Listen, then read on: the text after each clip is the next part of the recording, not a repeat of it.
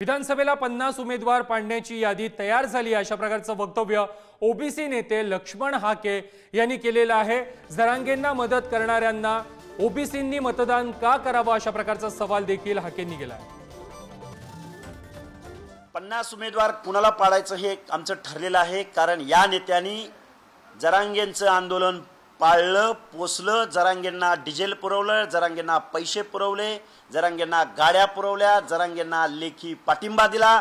त्या माणसांना ओबीसीनी का मतदान करायचं? ही 50 उमेदवारांची यादी आमच्याकडे तयार आहे। आम्ही 50 उमेदवार पाडणाऱ्या म्हणजे ज्यांना पाडायचं त्या उमेदवारांची आम्ही यादी बनवलेली आहे। जाऊ दे त्याचं ना काही जरा कसल्याचं बी पाडव म्हणा, यायचं पाडणार होतो। चला आपलं पुढं चला।